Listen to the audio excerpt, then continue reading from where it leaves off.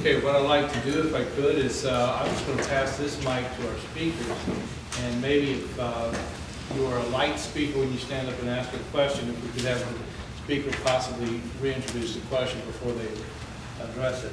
And I don't know if I want to break this or not.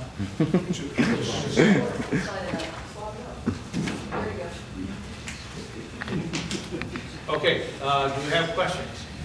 Over here with the press.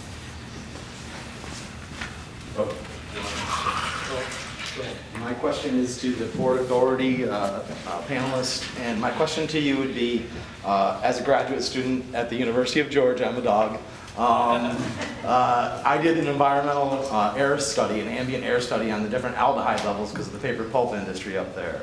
Luckily, we found that through a human health risk assessment that they're not breathing in bad air in Savannah, even though it doesn't smell or is too peeling of air because of the paper pulp industry. That being said, I have sat down on River Street in Savannah and the French Quarter in New Orleans. This is where people watch ships come in and out. They come in and there's two water levels. There's the water level full and the water level not full. And this is very apparent.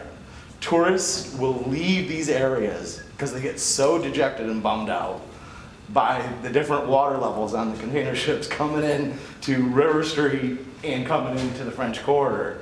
How are you going to compete with the fat cats in Savannah that I've hung out with at Bernie's and are very well established and have deep and big cranes and will offer lower prices to kind of drive you out? Like, how are you going to compete with these guys? That's just my only question.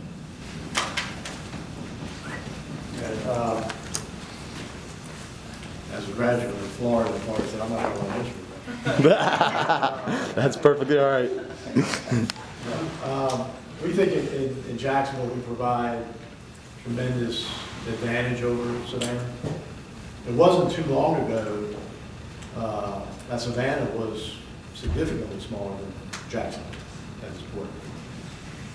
What happened in Savannah was they had an economic development deal with, I believe it was Mercedes-Benz at the time, where they put together thousands of acres of property to try to attract a Mercedes-Benz plant, and that fell through. And so they said, well, we can do all this land.